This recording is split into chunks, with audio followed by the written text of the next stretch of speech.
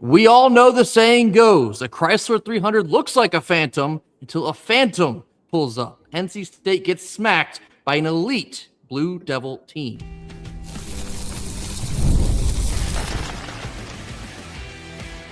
You are Locked On Wolfpack, your daily podcast on the NC State Wolfpack, part of the Locked On Podcast Network, your team every day. What's up, Wolfpack Nation? It's time to get locked in with Locked On. Thanks for making Locked On Wolfpack your first listen each and every day. We are free and available wherever you get your podcast and on YouTube, part of the Locked On Podcast Network, the #1 sports podcast network, your team every day. Our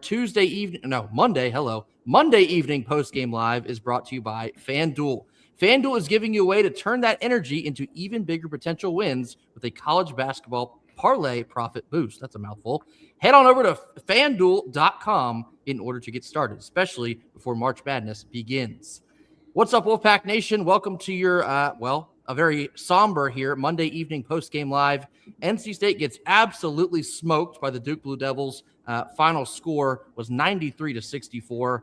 To be honest with you, Kenton, this game went almost exactly how I thought that it would. In fact, my final score prediction was merely just a handful of points off.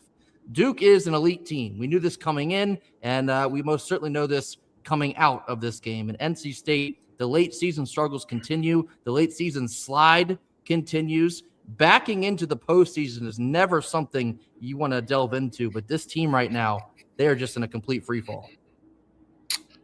This is otherworldly right now in terms of what's happening to this team down the stretch. You're looking at 5 out of your last 6 lost. Okay. And on top of 5 out of your last 6 lost, 3 of them are by 25 points or more. I'm okay with saying, hey, Duke is that much better than you. Sure. I'm okay with saying UVA has that much size on you. They're that much better than you. I'm okay with saying Markel Brown had the night of his life, and when 2 players combine for 70, you lose that game. I'm not okay with saying all 3. I'm not okay with bringing all 3 on a regular basis, having to say, oh, man, this team is exponentially better than us, and this team is exponentially better than us, and this team is exponentially better than us. Well, who are we better than? Who are we better? At what point do we buck up and say, all right, we're playing against a good team? Yeah, and so are we.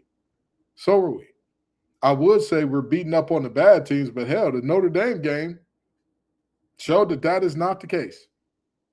I don't know what happened in that Miami game, but it became something that, to Dave Doeren's credit, he doesn't let happen at the end of seasons. At the end of seasons, this is just a factual statement. Dave Doeren does not end seasons like this where 1 loss turns into 2, 2 turns into 3, 3 turns into 4, 4 turns into 5, and next thing you know, you're looking up like, if we're playing a decent team, we're probably going to get blown out tonight. Just letting everybody know. If we're playing a team with a pulse, there's a high chance of a blowout. You want to talk about focus. You want to talk about effort. You want to talk about intensity. This was a team that to me appears to be completely fine with like ending the season tomorrow if they could. Sure feels like it. This feels like a team that's like, hey, man. And here's the thing, I get it. You're never as good as they say you are when you're winning. You're never as bad as they say you are when you're losing. But the body language is just so poor. It's just so poor. The attention to detail, it's just so poor. It's just so bad. And the confusing part is, Grayson and I said when we first came into this thing, when we were looking down the stretch, I don't want to talk about nobody else's scenario. It's about us. It's about us. I don't want to look at nobody else's scenario. It's about us. And what did we do coming down the stretch when we could have put this thing away and got ourselves a double I? Wet the bed is an understatement. We did the beginning of William Shatner's last name, the bed. That's what we did to the bed. That's what we did. It is disheartening. It is embarrassing, and this extends far beyond. And I know in the last episode we called out Darian Williams, but this goes beyond Darian. This is the entire team, damn near, feeling like, hey, that's it. We're good. I'm all right. I no longer really feel the need to be locked in to do. And here's the thing: even if you are locked in, there's a chance Duke blows your doors off. That's just the reality. They've done it to some really good teams this year, blowing teams' doors off. But you can't have in a 6-game stretch, 3 of them be 25-point or more blowouts and tell me this is a good team. Come on, man. No. It's embarrassing. It's embarrassing. We knew about the deficiencies this team had, but one thing that my head coach, Coach Wilcher, told me in high school, and this was something that stuck with me it stuck with me for all of my life. He said, playing at Cass Tech is a privilege. So we will coach you on we'll coach you on the little things. We'll coach you on the details, on the how you need to punch, how you need to shock, how you need to shit. We'll coach you on that. We will never coach you on attitude and effort. You could take off your stuff and go home. And right now, it feels like it feels like Will Wade has to coach attitude and effort. And when you got to coach attitude and effort in college, it's already over. It's already over because college basketball, college football, college anything at the ACC level, you're one of 1,000. You're one of 1,000. Yes, you are. You're 1 in 1,000. You have a 1 in 1,000 spot on the roster, but then you want to talk about a starter on a ACC basketball team? That's even deeper. Now you're talking. Less than a third of the team starts. Now you're talking 1 in 30,000. And you have to be poked and prodded and, oh, yeah, come on, guys, get up for Duke. It's embarrassing, man. It's embarrassing.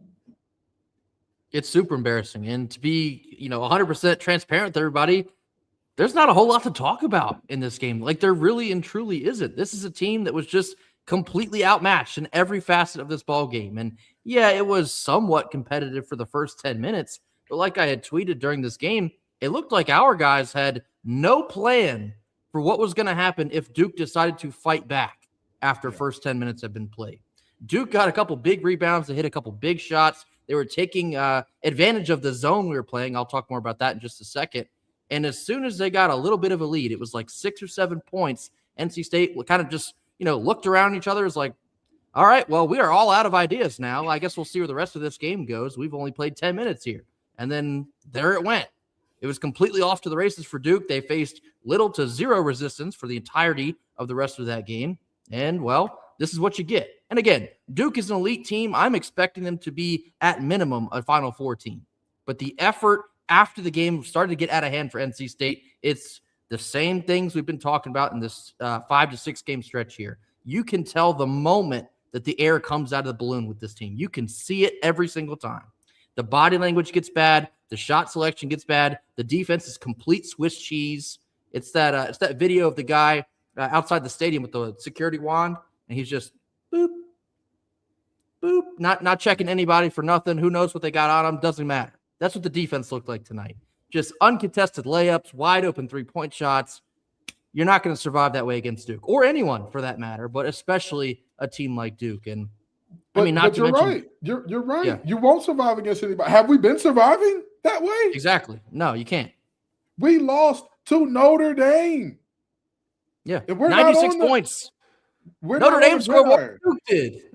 We're not on the gridiron, ladies and gentlemen. Losing to Notre Dame is a problem. This is bad. This is very, very bad. And this is what we get. This is what we get. Like you said, Grayson, you can tell the moment the air comes out of the balloon. Yeah. And that is so discouraging for so many reasons, because it's like, what have y'all been through in preparing for this? Why doesn't this mean enough to you to where, again, I can deal with getting beat on the boards because we don't have those types of bigs. I can deal with that. I can deal with their guards going off because, hey, you give everything you got, but certain deficiencies are certain deficiencies. And Grayson and I talked about them coming into the season. Even this is the second year in a row where Grayson and I looked at this team and said, they got problems here. They got problems here. They got problems here. And we told you what it is coming into the season. We said rim protection was going to be a problem. We said, other than Arsenal, the perimeter defenders, what are we seeing? What are we seeing? What we didn't know was this was going to be a bunch of guys that were just chucking up threes all the time, and that, Darian Williams is going to be very fine with living on the perimeter instead of saying, you know what, I'm going to take advantage of this shot. We didn't know that, but either way you cut or slice it, we are sitting in a spot, in a moment, where these are things that this team has done all year long. All year long.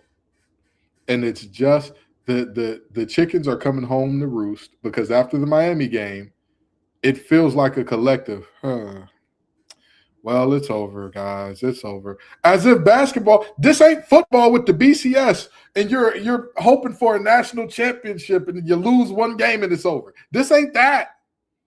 This is college basketball. There will be 68 teams to make the tournament. You will be one of them. Yes, you.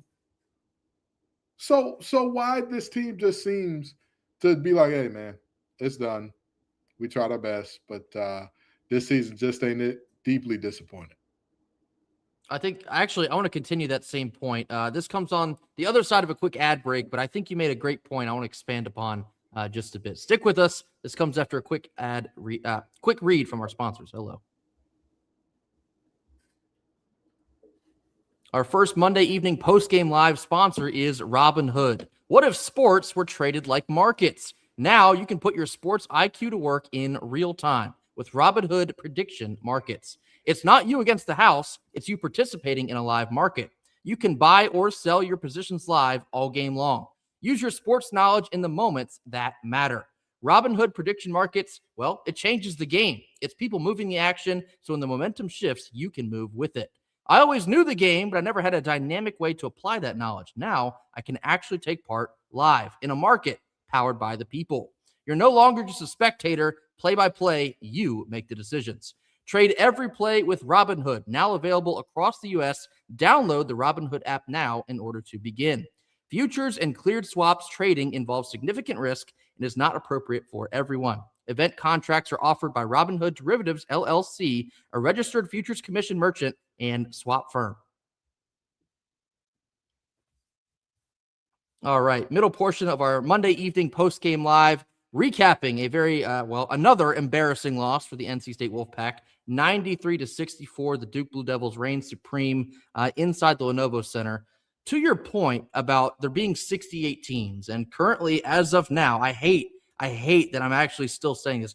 As of now, NC State's still in the dance. As of now, we're still in bracketology, blah, blah, blah. Doesn't look like a team that should be in the tournament right now. Doesn't feel like a team that wants to be in the tournament right now. And I think that's extremely disappointing from a fan perspective, for a supporter perspective, a donor perspective. Everyone that's given so much to this program to try and get them off the ground in year one, to watch them essentially like take their ball and go home now with postseason still on the table.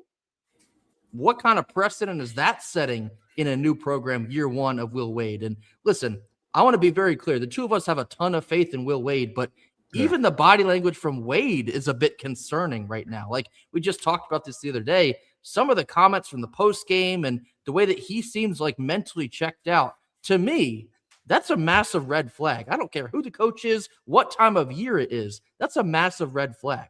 That's some of the stuff that you saw in like Florida State football that bled into the next year, or Notre Dame football when they took their ball and went home and quit on the Pop-Tarts Bowl. We'll see how they bounce back next season.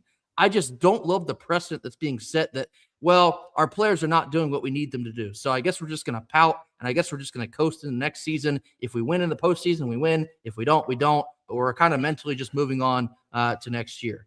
That feels awful. It really does. It feels awful, especially with all the preseason messaging and, you had the 6-game win streak. It's like, oh, this is really happening now. NC State's going to be a top 4 seed in the ACC tournament. We're going to be in March Madness. We might make some noise here. We have some postseason experience on this roster. And to watch that all go up in flames in like literally 2 weeks is mind-boggling. You got 1 game left in the regular season, and it's Stanford at home. Do you even want to win that one? Nothing I've seen in the last 2 weeks would suggest that they actually do. They just want to coast into the ACC tournament. Again, if they win, they win. If they don't, they don't. Cancun on 3. That's what seems that they're looking forward to now. And how that is the case, how you can't get these guys to play for one another, play for NC State, the name on the jersey. I know there's a ton of commentary about NIL and the portal and how that changes things. But, and sure, NC State's not the only school having issues with that. However, it's just there's a total disconnect, and you can feel it. You saw elements of it in the early parts of the season, some of the early struggles in ACC play. But my God, you can feel it right now. There is a strong disconnect between Wade and the staff and the players on this team. There's no communication. There's no camaraderie. And it's ugly, man. It's like, how much further is this slide going to continue to be? Do you lose to Stanford? I think that's a legitimate question that we have to wonder right now. If you couldn't beat Notre Dame, you couldn't beat Georgia Tech, and you couldn't close out Miami, is any game safe on the rest of the schedule? I think the answer is no. Marking any game as a safe win is it's a fool's errand if you're a member of Wolfpack Nation. That's just where we are.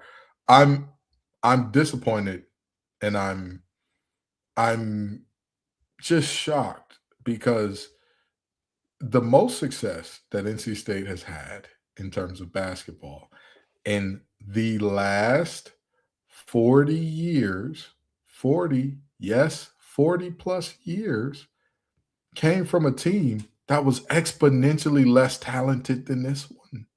Correct. It came from a team that had to do the impossible, had to do something that statistically was 1 in a million, and we may never see it again. We may never see again all of the things that we saw combined here, because a lot of people are like, oh, well, Kemba Walker and UConn did a similar thing way back when.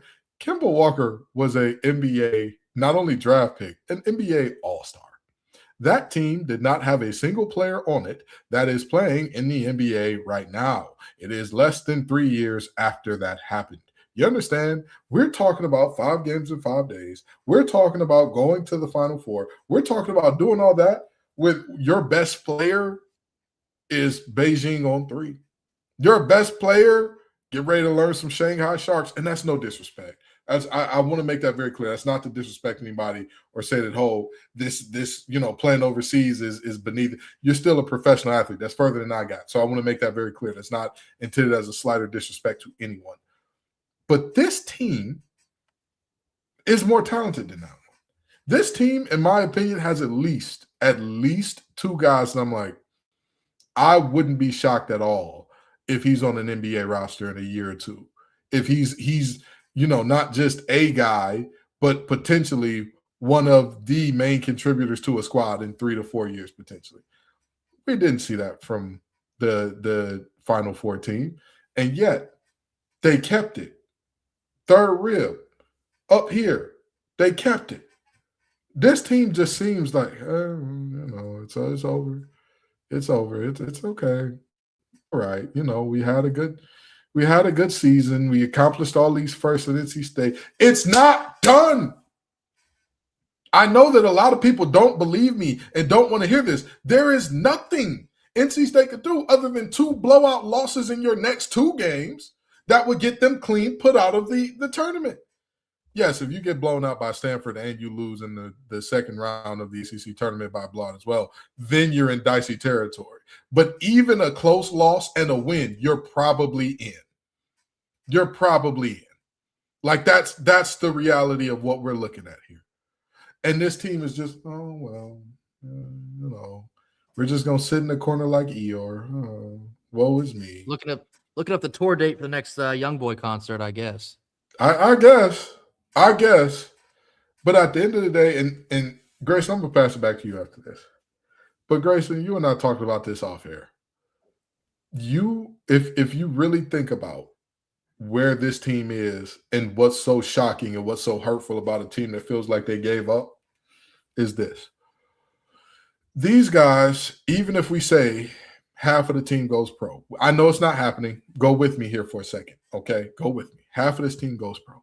And be it even if it's not NBA, they play pro somewhere. They play in the London League. They play in the French League. They play in whatever Euro League. They play in Australia. They play in China. They play somewhere, okay?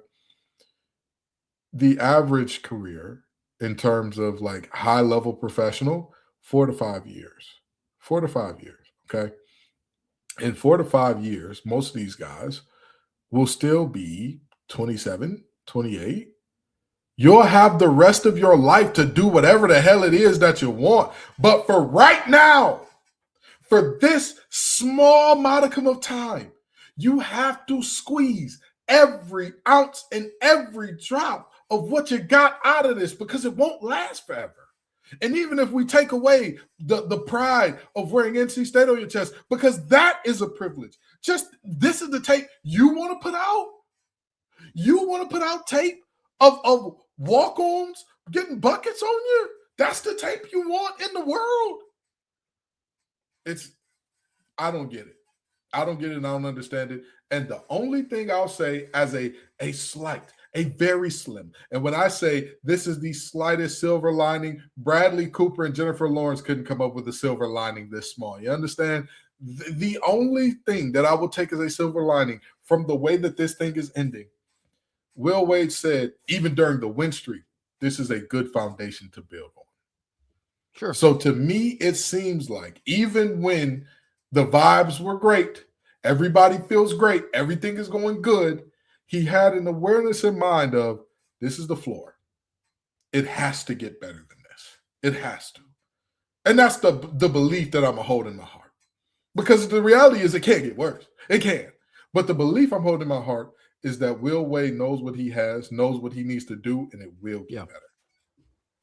Yeah, I'm fully with you on that one. I think this probably will be the basement of the Will Wade tenure here. And you don't want to speak too soon, but the dedication that he shows in everything he does, whether that's roster building or just coaching, the offseason coaching, some of the sentiments he implores into his team, both in the media and in their own time and in person, he's too dedicated to this to see a season or at least another season like this go by the wayside. He will not allow that to happen. So I believe him when he says that the hit rate is going to go up on the players. I believe him that he says that they're only going to keep like a third of this team. To be honest with you, it might be even less with how the last couple of weeks have gone because, you know, the point that Kenta was talking about there, you have the rest of your life to do pro or whatever, or like NIL, transfer portal. There's guys on this roster right now that are playing themselves out of money in the coming years. So you want to talk about lack of motivation, lack of effort. They're only hurting themselves in the long run. I think that's even more difficult to try and understand what the heck's going on right now. How are you checked out when postseason basketball, the greatest tournament in the history of the world, is still on the table for this team to participate in, and they're not interested?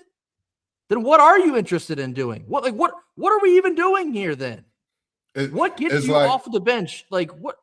It's like when people say that Michael Beasley is your favorite Hooper's favorite Hooper and he could be great when he wants to. And it's like, well, what the hell did he have better to do than be a great NBA player? This is what I'm looking at this team on. And I'm going to pass it back to you, Grace. Go ahead. But it just feels exactly like that. Like, oh, Michael Beasley was the greatest. He just didn't really care. Well, what else was there? What else was there to care about? And, you know, the comments about the Keats team that went to the Final Four, that was a bad team that found something within themselves. They found a way to not quit and play for one another. This team does not feel like they have anything close to that level of camaraderie amongst each other. And this, like Kenta was telling you, this is a better team than that one was. But if you don't want it, if you don't care enough, you'll never get to that level of play. You will not do it. If you don't want to play for the guys alongside of you, if you don't want to listen to the coaching staff and figure out ways to win games instead of lose games, you'll never get there. And right now, that's where this team is. They are mentally just somewhere else. They were mentally not in the Lenovo Center tonight after the first 10 minutes, that is. It's almost a shock that they kept it close for 10 minutes. But, you know, coming out of the gate, the energy inside the Lenovo Center was great. But like I said, the team and the rest of the building, you could just feel the air come right on out of that balloon. And it's It's so disappointing. 5 out of the last 6 now. All 5 of those losses have been embarrassing losses. Like I said the other day, when we're losing these games, we're losing big. We're having a complete meltdown in the final minute. We're losing by 35 points. There's no in between. And so perhaps that Miami loss, that did break the will of this team, because they ain't been right since. They have not been right even before the Dirty Foot Club win. I'd say maybe since like the Virginia Tech win, and that feels like ages ago. Is that like the beginning of February? Just about. I mean, just a complete snowball that has rolled all the way down the mountain, and it's a complete disaster now. So, like I said, you still have another game in the regular season. You win that one, you should. Here we go with the air quotes, the should, assuming things. You should be in the dance. But if they get to the dance, do they want to be in the dance? They have not shown us any sign of wanting to do that. And that right there, that's a massive red flag. Coming up next, we're going to round out the rest of this show and kind of finish up our eulogy here. This comes after a quick word from our sponsors. Our second post-game live sponsor is FanDuel. College basketball is nonstop, although there were several times tonight that I wish it would have stopped. Big games, tight spreads, and momentum swings every single night. Early tip-offs to late-night West Coast shootouts, there's always action on the board. And now, FanDuel is giving you a way to turn that energy into a bigger potential win with a college basketball parlay profit boost. You can build any college hoops parlay that you want with rivalry games, ranked matchups, whatever fits any read. You can mix spreads, totals, player props to match how you see the slate playing out. And then all you have to do is apply that profit boost and instantly bump up the potential payout. Go safe, go bold, ride with the team that you've been riding all season. It's your parlay, your style, and now with more upside behind it. Head on over to FanDuel.com in order to get started. That's FanDuel.com. FanDuel, play your game. And our third post-game live sponsor is Indeed. Workplace chaos, deadlines stacking up, inboxes are overflowing, and the one position you have to fill is still sitting open. When the pressure's on and you need the right hire, this is a job for Indeed. Indeed Sponsored Jobs helps you reach the right people for the right job that fits exactly what you're looking for. Skills, experience, location, you set the details to match the right candidates. And here's a stat that says it all. In just a minute that I've been speaking to you, companies like yours have made 27 hires on Indeed, according to Indeed data worldwide. So if you're hiring, spend less time searching and more time interviewing candidates who will actually check your boxes with Indeed Sponsored Jobs. Listeners of this show will get a $75 sponsored job credit to help your job get the premium status that it deserves at Indeed.com/podcast. That's Indeed.com/podcast, PODCAST podcast. And support our show by saying you heard about Indeed from our podcast. Indeed.com/podcast. Terms and conditions apply. Need to hire? Well, this is a job for Indeed Sponsored Jobs. All right, last couple minutes of our Monday evening post-game live. Duke completely stomps on NC State, 93-64. Disappointing loss, but unfortunately, just throw it on top of the pile that we've been seeing for the last 2.5 weeks now. We had no answer for Boozer, no answer for Isaiah Evans, who could have shot the lights out even harder if he actually wanted to. The matchup coming into this game, it was always going to be bad. But I think it only just amplified the spotlight on some of the things that this team is going to have to shift in the offseason. And that's obviously the front court. The front court for NC State, it's been a deficiency. I'd say outside of Van Allen Lubin, all things considered, he has still been very good for us. But he can't do it by himself, and especially not against a team like UVA or Duke or Kansas in the beginning of this season. He's outnumbered. He's outreached. He's outsized, and he can't do it without other help from formidable big men, which we just do not simply have this year. It was interesting to see as much of Scotty Ebube as we did tonight. His energy level is great, but the unfortunate part of Scotty Ebube, God love him, he's just so out of control. And I've said that the entirety of the season. He's just a liability on both ends of the floor. The size that he brings to the court, that's basically it. He's just big. That's him. He's just big. And there's only so much you can get out of that, because if he's on the defensive side of the ball, he's going to foul whoever has the ball in the paint every single time. He might get a block here and there, but 9 out of 10 times, he's going to put a guy on the foul line. So he can't even stay in the game long enough to give you any defensive help there. So for what it was, I was impressed with the energy level. He seemed that he wanted to play tonight, and that's all great. But when you're as outmatched as we are against a team like Duke, it's just kind of screaming into the nether. You know, Grayson, I know people are probably wondering what are my eyes scrolling over right now, and I did a little bit of a deep dive here in terms of our last 7 games and what we're looking at here. Okay, in our last 7 games, we know the record and we know that it's not great, but the average score is 76-64. Yikes. We're losing on average by double digits. Now, here's the interesting thing about that. If you come up with a double-digit spread in college basketball, you are generally either looking at one of the best teams in your conference, playing one of the worst teams in your conference, or you're looking at playing a mid-major. That's the level that we're performing at the moment. Yeah. I don't know where the passion is. I don't know where the heart is. I don't know. I very genuinely don't know, because the thing is, how do you lose 6 out of 7? And how do you lose those and say, you know what? We tried our hardest. We did. I'm sorry, 5 out of 6, not 6 out of 7. How do you lose 5 out of 6? Which, I just did that math wrong. So I got to go back and run those numbers again. Don't worry, I'll have an updated version of that tomorrow. But how do you lose 5 out of 6 by double digits on average? And like, there is not a visible, tangible fire that's burning in guys. Exactly. We didn't lose a ton of cast but whenever we did, you knew that next team coming up, you felt bad for them. You said, oh man, they're gonna hang 50 on them boys' heads. Because that's who we were. It wasn't oh well, things are tough. Oh well, it's hard. Let's pack it up. You know what it was? It was, Dave, we will take this game. We will take this loss as us disrespecting the CT. We will take this loss as us disrespecting Second Avenue. And it means that much that, like, we're upset with ourselves. We're not upset at the opponent. They did their job. They want to win. The opponent wants to win. That's what Notre Dame wants to win. Miami wants to win. Louisville wants to win. UVA wants to win. Duke wants to win. Duh. That's their job.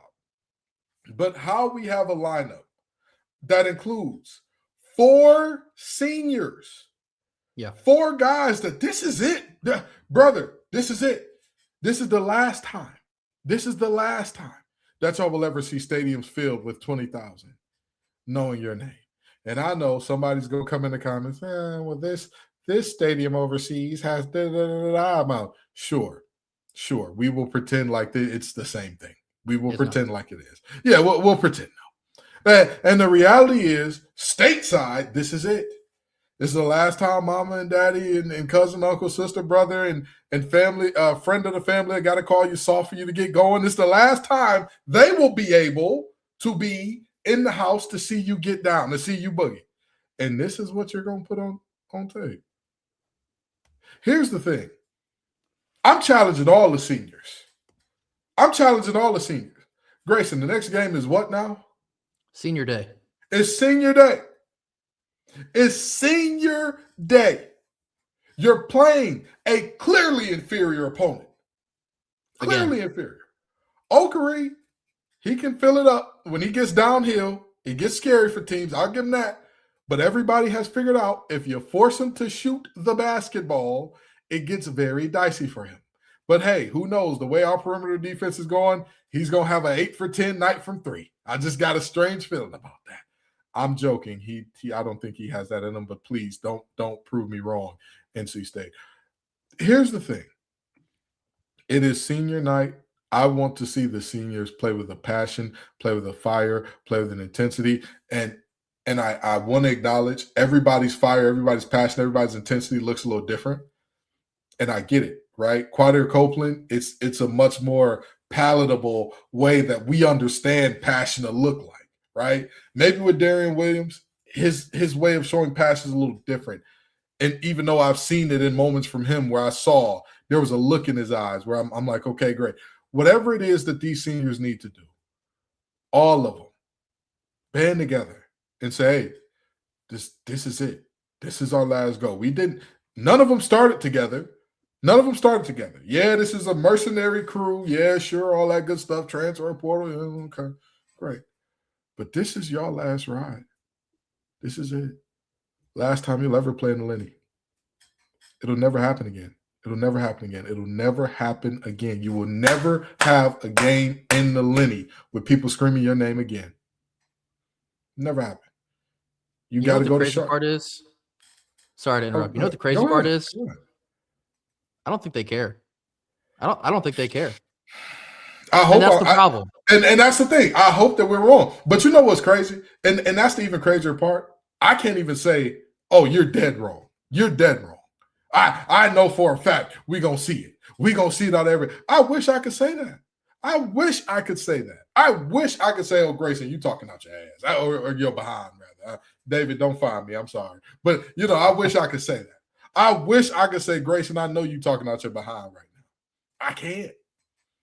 This is your last go around.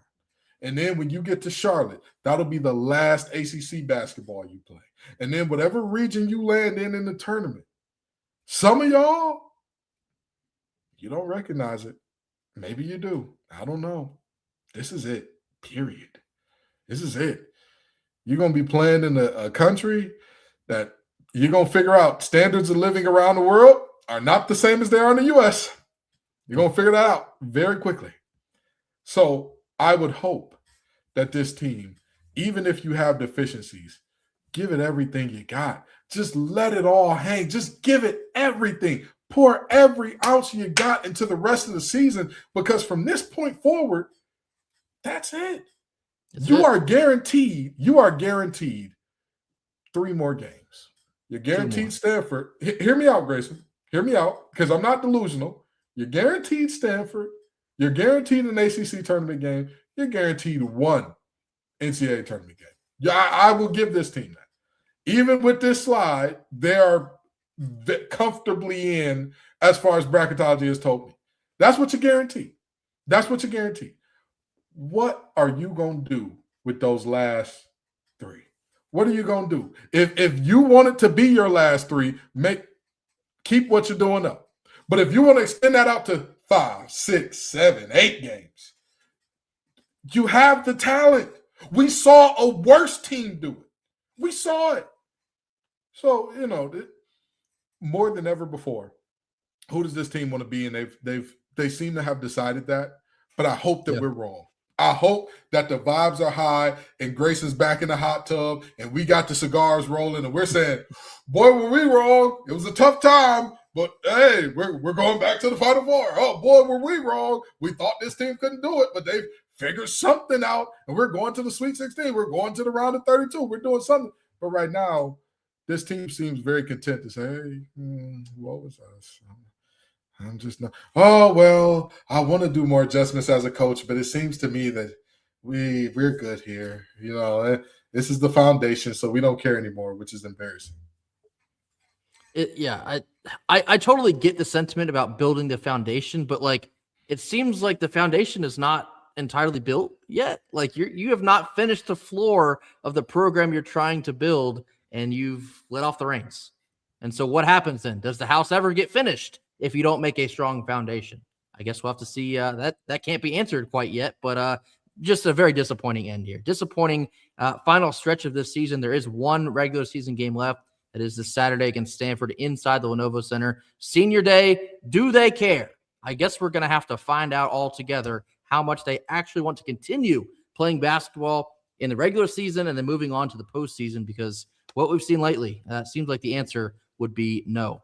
That will do it for us here Monday evening. As always, thank you all so much for joining us. Win, loss, or anything in between, y'all are always in here rocking with us. We appreciate you for doing so. Be sure to hit that like button. Drop your comments in the comment box. Mash that subscribe button if you have not already. We'll catch you back here again on Wednesday for more. And until then, go Pack. Go Pack.